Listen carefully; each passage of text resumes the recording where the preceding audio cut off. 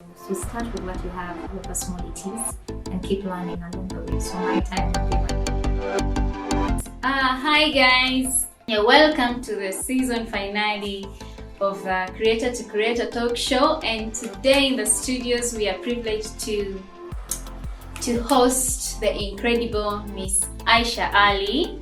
Aisha Ali is a certified Bank of Uganda financial literacy trainer, the YE ambassador, and the Women for Women award winner. Her accolades go on and on, but she's most famous for being the founder and team leader High Profile Foundation, a non-profit organization that focuses on teaching the knowledge of financial literacy to the young generation through a series of creative projects to the cause. And what better way to end the show than to leave you with the knowledge to start, sustain, and grow your own creative enterprises.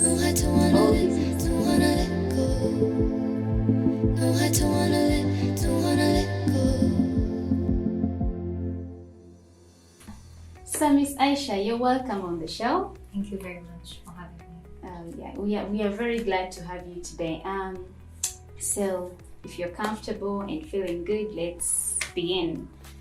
Tell us about yourself and a little bit of what you do. Okay, my name is Aisha Ali, the founder of High Profile Foundation, a social enterprise that focuses on child empowerment programs with an emphasis on leadership, financial literacy, and entrepreneurship. We also run a hub called the Hope Hub for urban refugees, and we focus on 3 thematic areas, which is skilling, access to finance, and markets for their products. I'm also a certified financial literacy trainer with the Central Bank and young entrepreneurs co-ambassador for the youth community, as well as a facilitator with the Academy for Women Entrepreneurs. Thank you for telling us who you are and what you do. So Miss Aisha, you said you have your organization. Tell us, how long did it take you to build the organization to the level where it is right now? I must say I'm still building it, but since inception, the idea I had was in 2014, and that was around November.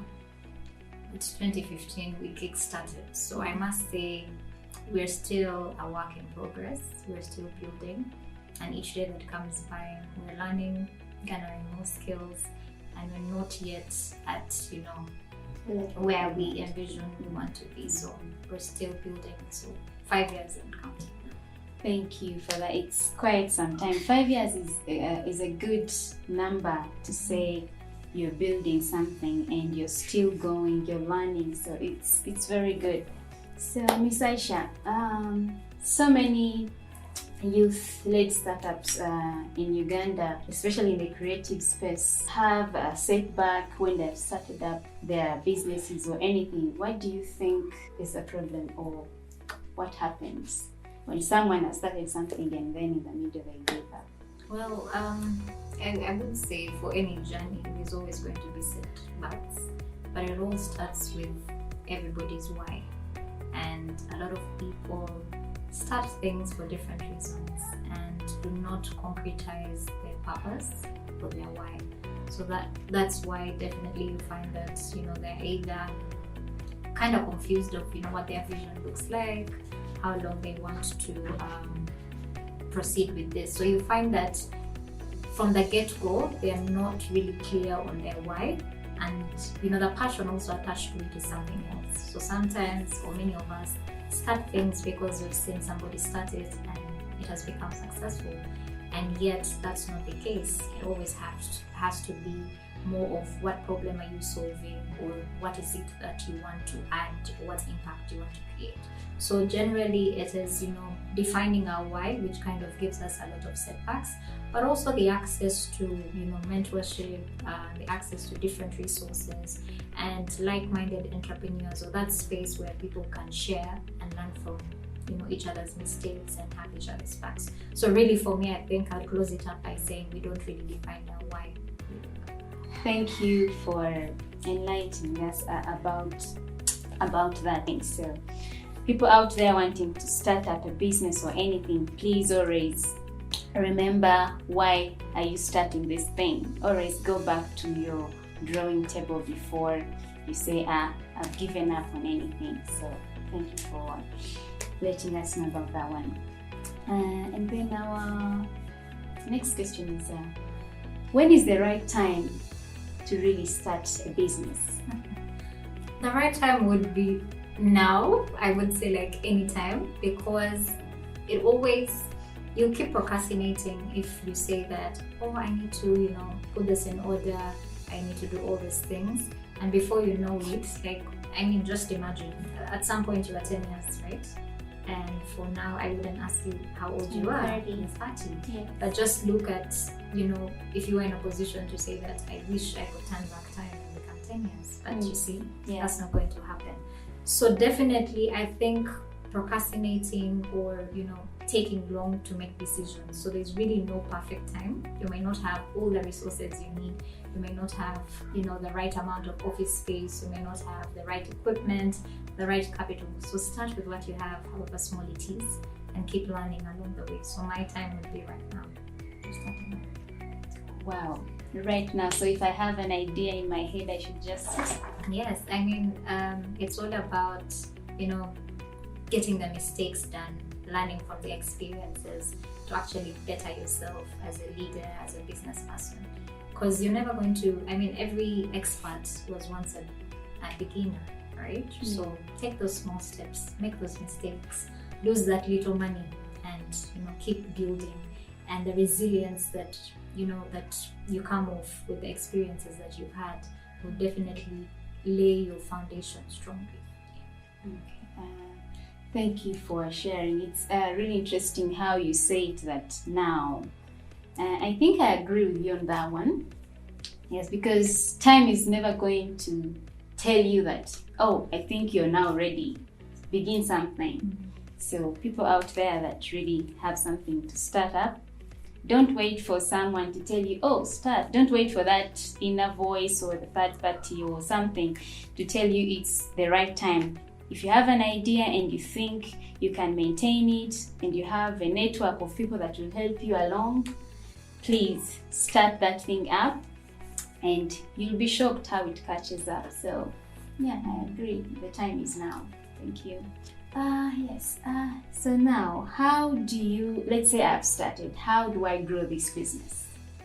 Definitely, before you even think of growing any business, as a leader or as an entrepreneur, you need to work on yourself first, right? So get to know what are your strengths, what are some of the weaknesses you have, and what new skills do you need to learn to better run your business. Just like a car needs fuel to operate any organization or any business, will definitely need your input. And you don't want to test run things like it's a chemical laboratory. So you just need to get a bit of advice from mentors, learn online, get to hear people's stories. Sometimes it's even a conversation that you can have from someone that you pick a lesson or two. But definitely invest in yourself. If it means investing in a new course, if it means investing in a masterclass, if it means buying internet to watch something online and learn. But above that, it's always important that you also work on your finances, because it's very key that when you're starting up anything, it's very exciting to have a brilliant idea, by the way, and walk to a room of investors and tell them, you know what, I have this brilliant idea, I need this amount of money. And yet it's very funny that when we walk into these rooms and they ask us, how far have you gone? They're like, oh no, it's just on paper. So it baffles me that we don't take the initiative to invest the little money that we have into our foundations, our businesses. If you do not have the courage or risk, business is all about risk. If you're not willing to take the risk on yourself, who will? So start with the little you have, work on building systems, but before you even work on teams and all that, work on yourself as a person. What kind of leader are you? What kind of values do you uphold? And I mean, do you introspect on yourself as a person? What's your emotional intelligence like? Are you this person who will snap off when someone doesn't do something right? And yet most of the times we're in these kind of situations as leaders, but we know how to kind of overshadow our little mistakes, but actually look into people's mistakes. So work on yourself first, and when you have that sorted, then you can now build a team. Yeah, wow. That's very interesting. Yeah, like you're going out. It's like let me say, use an example. Like I've woken up and I'm going out of my house. I'm not just going to wake up in my PJs and then walk and go do something. So just like she says, work on yourself. If you have to look good because you're the face of this business you're going to sell to someone, let's say you're going to talk to a team of investors, because don't only think I have the knowledge, but how are you presenting it? Are you capable of, if you've started up something, are you capable of running it? Or just like you said, in the middle, are you not going to snap out just like that? And and usually, also, maybe before you wrap up, sorry to cut you short. That's fine. I think one of the other things that as entrepreneurs we either underlook is time, and yet time is like one of the greatest assets we have.